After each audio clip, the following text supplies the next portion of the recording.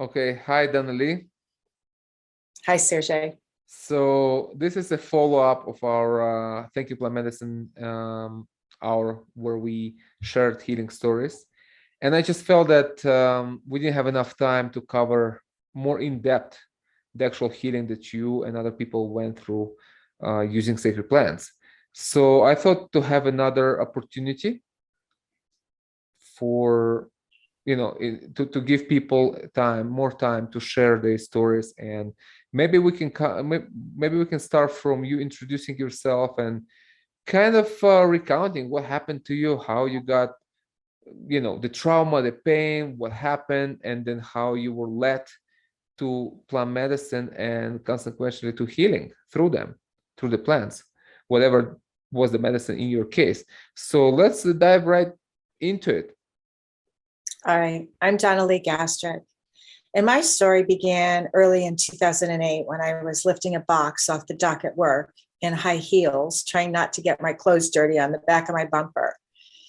And I pulled my back out and found myself in back pain for majority of the year. And the current medical society doesn't quickly address it as an issue. They want you to go through physical therapy and muscle relaxers and a proper protocol. So all summer long and into fall, I just suffered in all this pain. And finally, late October, my doctor did an MRI and found out that I had had a bulging disc that fragmented into many different small pieces. And those small pieces found themselves a nice home between my S1 nerve root and my spine. And it caused and inflamed my nerve root to swell up 4 times its size, trapped it in a facet joint where it couldn't move, and it was just radiating pain down my left leg. So at this point, I've been in chronic pain for almost 9 months, living on muscle relaxers and pain pills. And once they saw the MRI, they scheduled me for surgery quickly. It was a matter of just getting the insurance approval, and it was 48 hours later, I was on the table under the knife in a microscopic surgery to remove that disc material. And I felt great for 3 weeks, and then the pain came back. I ended up having 2 redo surgeries. So I had 3 surgeries to fix the same problem. And on behalf of the doctor, he was very honest with me the second time and said he just didn't want to move or be too aggressive with the S1 nerve root because he could have left me paralyzed. So he didn't get it all. He had only gotten what he saw on the MRI, and there was a whole bunch more trapped on the other side. So after the last surgery, I ended up changing doctors. They make you feel like it's all in your head and you're imagining this, that it's not really happening and that I'm making it up. So of course, there was a lot of that self-doubt going on in me. Like, could I be making this up? Am I really experiencing this pain? But after the 3rd surgery, I really did feel a little bit better. But now I had the signs of pain going down my other leg. And this doctor just didn't want to hear it. He kept pushing me through more and more physical therapy, strengthening my body, getting me better. And then I had a grand mal seizure 4 months later. And I ended up being hospitalized because I seized at the mall. I was actually walking for health. And it was a rainy day. I didn't get to go outside and walk because with the rain and all, I certainly didn't want to slip and fall and do any more damage to my already, tender situation. And this grand mal seizure really set me back. It took me back to a baby brain. I mean, I couldn't drink coffee. I couldn't eat sugar. I couldn't even eat a whole banana without the sugars in the banana sending my body into a shake, like just a sugar overload. But there were also other side effects. I couldn't feel the muscles in my low back. When you arch your back and you stretch it, you can feel the muscles stretch. I could feel nothing in my back. So it was almost like a gift from the gods that I had the seizure. But it left me so broken and so damaged. I already had problems comprehending a long email. Now I had short-term memory loss when I had a conversation with people. The worst part was being trapped in my mind with a story that wasn't mine. the doctors, the experts told me I'd be back in a year for a fusion. I had 3 vertebrae with no disc material supporting them, that I needed to have a fusion of those 3 vertebrae. And the lack of mobility and the loss of certain things in my life just didn't sound appealing to me. And I, at first, was still holding hope for getting better. But in the healing process, I couldn't get rid of their stories. Like, they consumed my mind. I couldn't even think my own thoughts of what if I could get better. So at one point after the seizure, I had to quit going to doctors, but it was partially because of my choice, but then it was mandated when I lost my COBRA coverage. And I had no health insurance. And at that point, I couldn't get health insurance for under $1,200 a year or a month, $1,200 a month. And that wasn't affordable to me. And I'd just gone out on my own in business, and I was truly struggling. I felt so broken and so damaged that if I didn't have my own business, I wondered if I was even employable. After sitting for 20, 30 minutes at a time, I'd have to get up and move, or the discomfort would start setting back in. The pain would come back. So movement was my saving grace. It was what kept me going and kept me on a healing process and sane and having some sense of control over my life, I guess is how I would put it. But I was so damaged and so broken mentally, physically, and emotionally. I was depressed in my own situation. I was half the person I used to be. Life was a struggle now. It wasn't easy. Things didn't come naturally.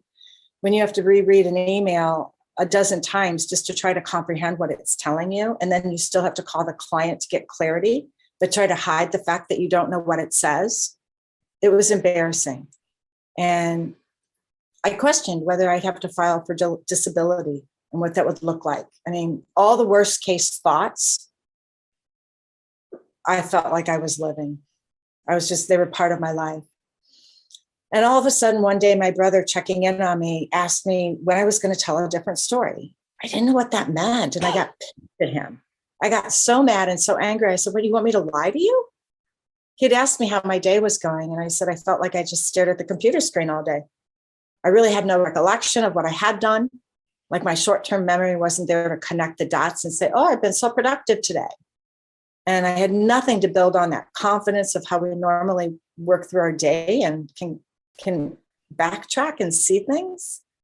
So it wasn't until later that night, we ended up fighting on the phone. I hung up on him, and it left both of us hurt and disappointed. And I knew that his intentions were well, like no one was making him check on me. He was doing it out of the kindness of his heart. He wanted to be of help. And so I tried to sit in that space where, between the stimulus and your response, there's a space that we can sit in. And I tried to go there and sit there and imagine, what he could have meant by what he said, tell a different story. And as I was sitting there in that space, it was as if a light bulb went off in my head and said, Dr. Norman Vincent Peale, change your thoughts and you change your world. That was my favorite quote. And I didn't have any thoughts I could think of positive. Like I said, I was trapped in the negativity of someone else's story that was playing out in my head. And as I sat there, it was like I knew this was the way out. But what were the best thoughts I could come up with? I couldn't see myself whole. They already told me I couldn't get there. Like I couldn't get back to 100%. Well, what could I see? And the best thinking thoughts were, what if every day I was getting better and better? And that became my new mantra. I typed it out on a Word document. I printed it out 10 times. I put it in every room of my house.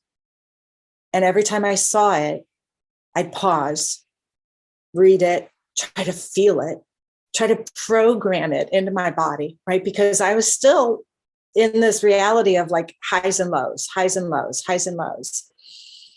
But that became the insight to get me started on change. And that led me to detoxing my body. I went on a green juice fast. I bought a Vitamix and a juicer, and I started eating really healthy. I went on a raw food diet. I just started leaning into what my inner guidance was telling me to do. And then all of a sudden I remembered plant medicines and how they showed me the way at another point in my life. And I reached out to some friends and found some mushrooms, and I took a journey inward. And it was as if on that journey, I could even recognize the cells in my body talking to one another, listening to every thought I thought, every feeling I felt, and how valuable it was going to be for me to change my thinking.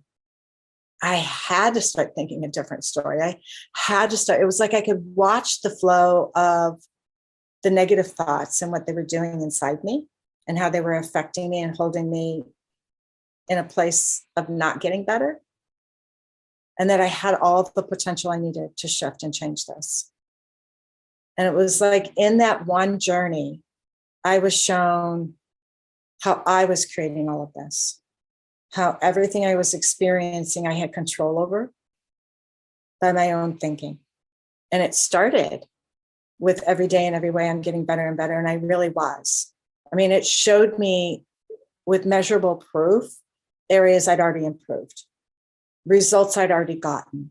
And as that started happening, it was like I was building confidence and clarity and getting better and better and really seeing it now in a measurable way.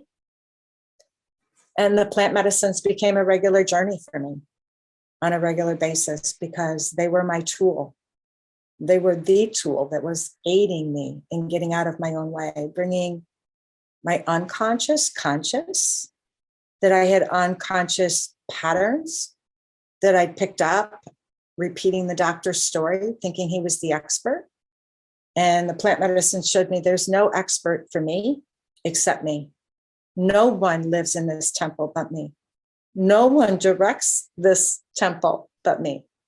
And that really was life-changing for me, to realize I'd given my power away to a complete stranger and called him an expert. And the awakening that was happening inside me was like a homecoming, if that makes sense. Like I was coming home to all of me, to that complete version of me that didn't have a name, right? That I was really all things and everywhere, but yet not isolated or defined by any one thing. That the back surgery was just a very distant thing that happened. And it was a small, teeny tiny version of all that I am. And it didn't have to play this bigger role unless I wanted it to. And that I could move beyond it. Did I regrow disc material? I have no idea. But it's been since 2008. And I live pain-free. I'm active as can be. I'm 63 years old. I don't look my age. I don't act my age. I just played 4 hours of pickleball yesterday, and I'm not sore. Life has changed, and every day and every way I have gotten better. And that mantra, it's not that I still have it posted in my home or anything, but it's still playing itself out. It's like a program now that's running internally, subconsciously. I am getting better and better every day in every way. And I'm always leaning in to what's next in my journey of life. I don't try to pretend like I know it all. I live more in the land of curiosity than in thinking I know. And I don't feel like that curiosity is a stupidness. It's a surrendering of my ego and a leaning in to being guided, to the wisdom to come through me. And I feel like that's the integration of what the plants have brought me through all of my journeys and the integration that comes with them. And it's a beautiful journey because it really is a homecoming back to feeling whole and complete. Powerful, but yet not like in a control sense, if that makes sense. Yeah. Well, when that happened, did you actually take the X-ray to see what happened to your discs, to your spine? So No, it's funny that you asked that. There's a part of me that said, do I want to? And I said, seriously? Do you really need to prove anything? I didn't need to prove anything. So how did you know that there was actual disc that got crushed? Oh, yeah, yes, I had x-rays. I had MRIs. I had CT scans. I had everything under the sun. When that happened? When it happened. And Yeah. during that year of multiple surgeries, that's all they ever wanted to do was light me up with all those imaging equipment. I felt like I was glowing from all the x-rays, Radiation, MRIs, and radiation that they'd been putting into my body. I remember going to the dentist afterwards and saying, no x-ray. Like, I felt like I was seriously glowing with all that. Yeah. Yeah. So But you have after, seen when I got better, I didn't want x-rays to prove anything, though. There was like a inner knowing. But you have seen the damage in the beginning. Oh, yes. You know that for a fact it happened. Absolutely. Okay. Yep. Mm-hmm. Yeah. And the consequent pain for what, a year or something like that. It was actually closer to 2 years. It started in spring of 2008, and it took me to late 2009 when I had the grand mal seizure. So it was almost 2 full years of pain. I call it living in hell. Like, yeah. And I feel like I went from hell to healing. So when you started doing mushrooms, what changes you start seeing in your, well, first your psychology, of course, and then your physiology? Did you still take, were you still taking painkillers when you started with psilocybin, or that's it? You quit? No, I quit taking anything and everything after the seizures. They wanted me on anti-seizure medicine, and I was certain that the seizure happened as a reset. Kind of like when we first started on computers and they came out in just DOS, not Windows. It was just the DOS, and they always kind of messed up. And when they messed up, you just reboot them. You turn them off and turn it back on. And I felt like that grand mal seizure was a reboot.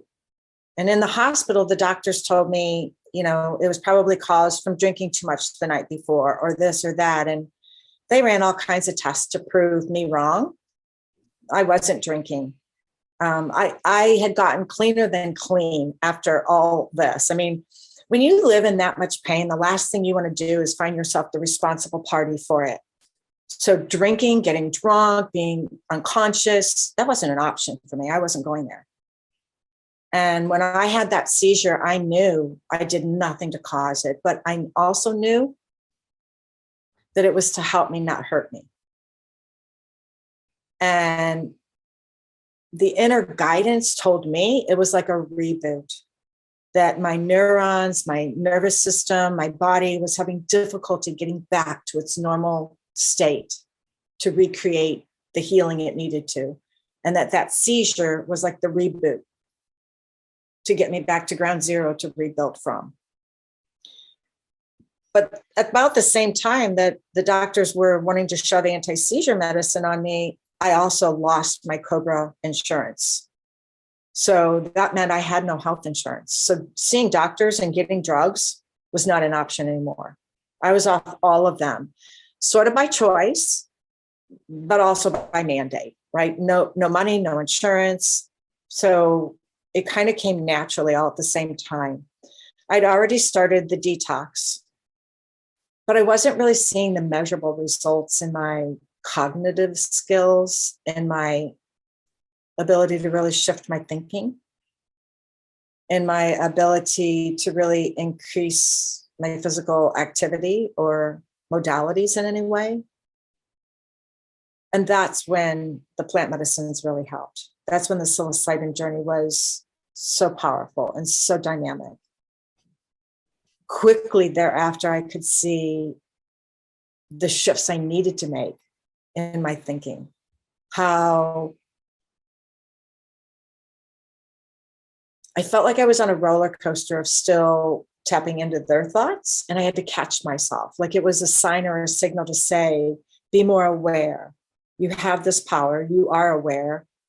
Just bring it forth, use it, and catch yourself when you start thinking their thoughts and stop them and put yours in place. It was like an inner teacher, even after the plant medicines, even after the journey was over, it was like the residual behind it was a program left inside me to say, you got this, you know how to do this. Here's what you need to do. And it was like reminders. And I feel like it was a almost monthly journey for me because I didn't want to lose the skills that they were bringing me. I didn't want to lose the ability to keep moving forward and having a measurable, and I mean measurable, like I could start to remember what I was doing in my day.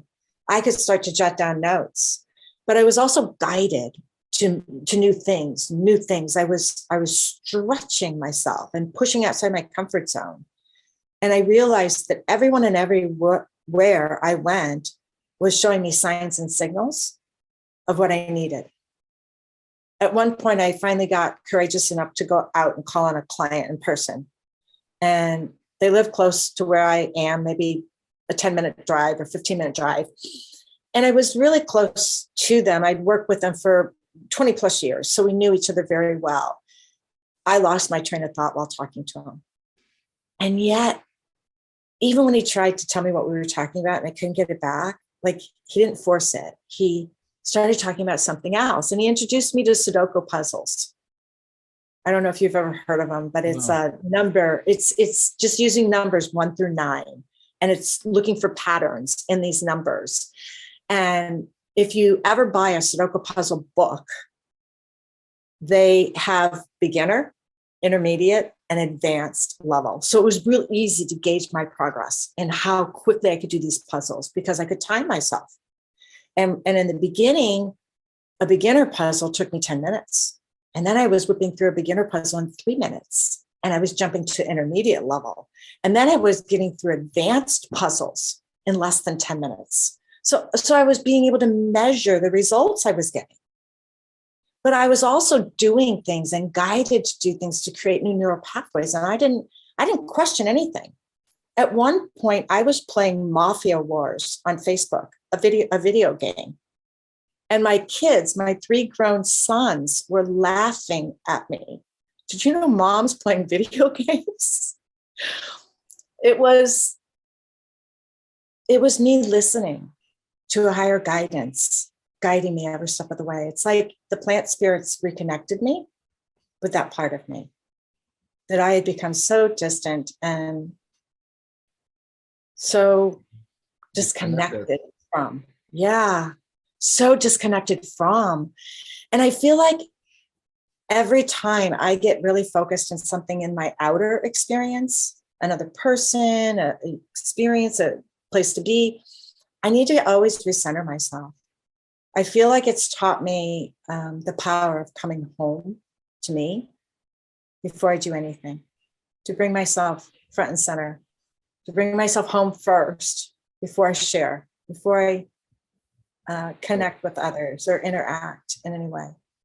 So did you have psychedelics before that happened in your life? Or that was something new that you discovered after the accident? So my experience with psychedelics was never medicinal prior to this, I want to say, hell in my life, right? Until I really had to find myself in a painful problem of, feeling like a victim in my own reality. Prior to that, in my high school years, it was LSD, tabs of LSD or mescaline. And I experimented with them and they showed me things. I never had anyone to help me integrate them or anything like that. It was a long experience. An LSD trip was an all-day journey. It felt like 12 hours, right? And, it showed me things outside my current reality. It was really, I think in early 2010, that movie Inception with Leonardo DiCaprio about the dream inside the dream inside the dream came out, and my boys brought it over and shared it with me. And I asked him, but first I started saying something that kind of shocked them afterwards, because they knew I wasn't all here, but I kind of hid how bad I was from my sons. After that movie, I said, oh my God, that's exactly what happened to me. And when I got put under, I got caught in a dream that I haven't come out of. And I need to watch this movie again. Can you leave it with me? Can I borrow this? And I remember my boys all looking at each other like this, should we? Like, I don't think this is a good idea kind of thing. Like, mom's going off the deep end here.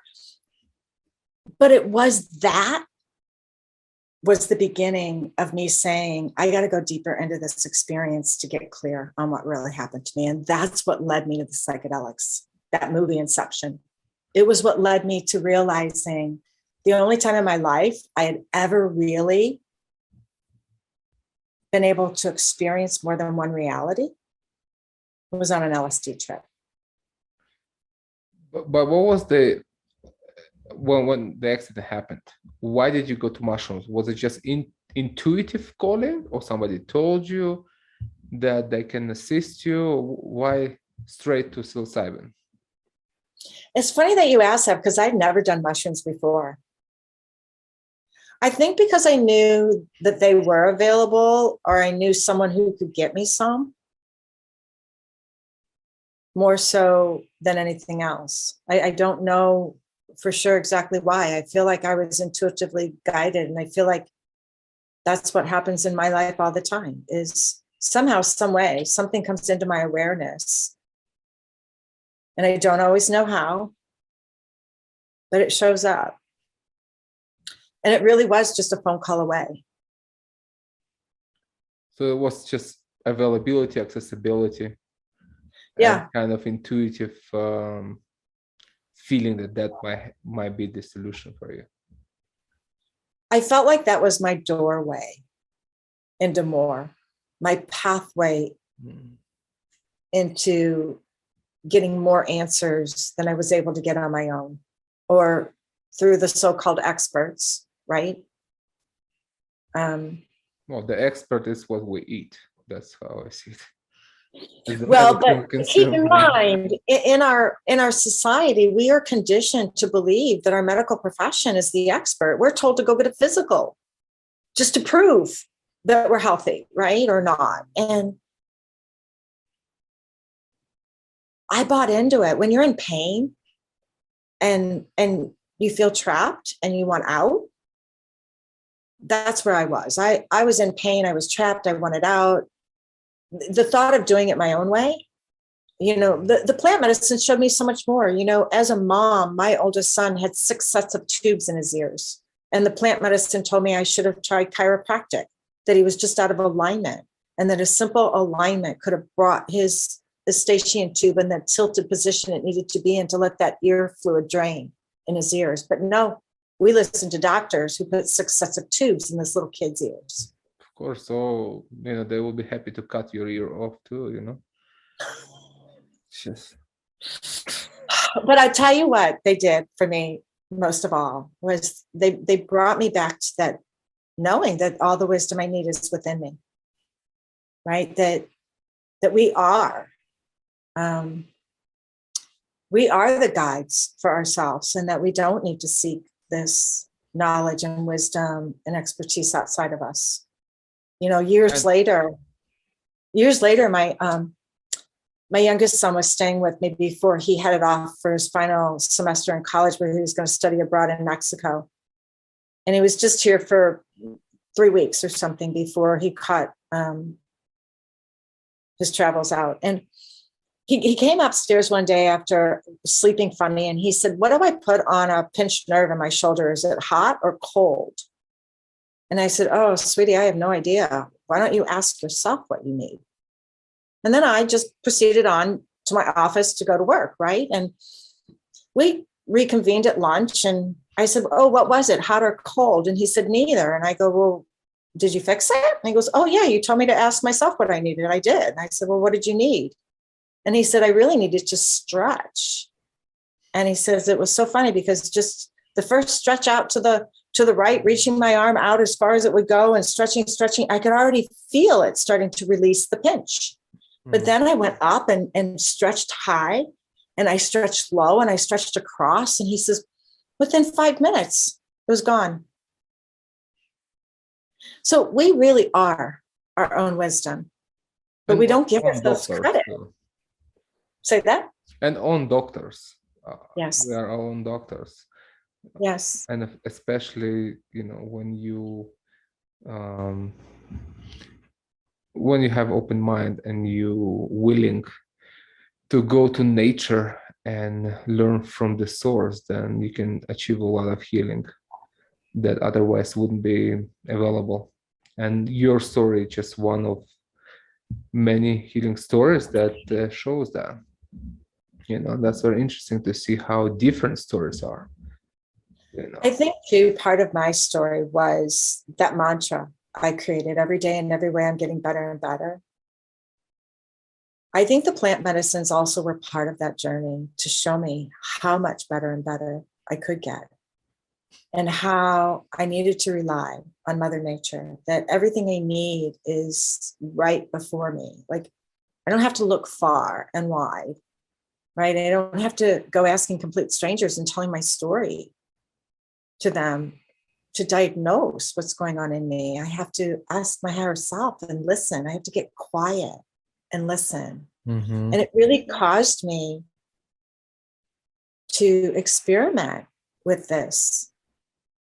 And not just for my health. I lost my key fob, and I must have spent 6 months looking for it from spring to fall one year. And finally, I was like, when am I going to sit in silence and really get the intuitive guidance I need to find the damn fob? I wanted to sell my car, and I didn't want to be dinged $1,000 because the guy wanted a discount because I only had one fob. So I decided I was going to sit outside with Mother Nature, and I was going to meditate and stay open and receptive until the intuitive guidance came. So how often? I was all prepared that I was going to sit there for 4 or 6 hours if necessary, right? Like, I mean, until dark or until it got chilly out or whatever. I was really going to push this to the limit. And it was about 30 minutes in. And at first I was just moving mulch around. I got up and I started moving mulch around on the side of my patio.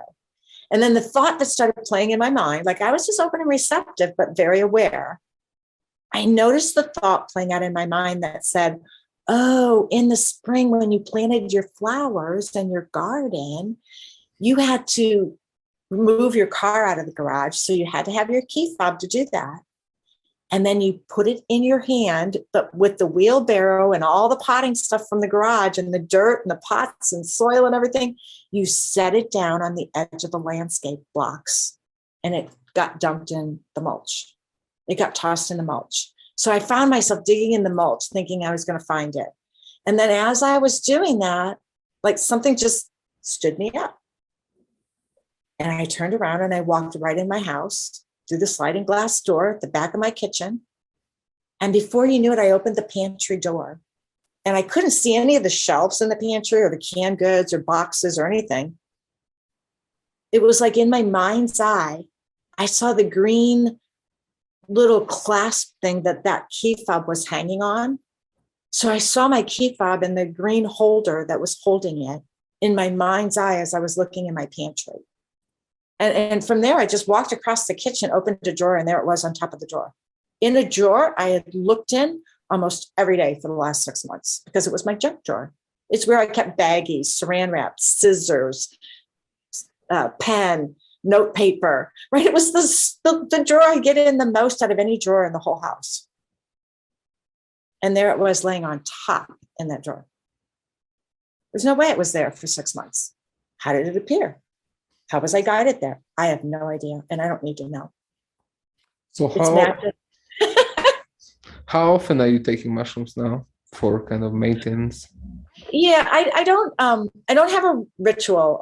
There for a while, I was part of a Native American church in my community, so I experimented with ayahuasca and peyote ceremonies on a monthly basis, and then And then the medicines told me I didn't need to partake, but I could hold space for others and be in community.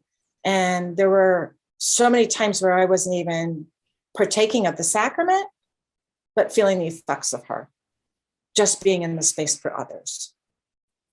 Before COVID, that was a regular part of my journey for a couple of years.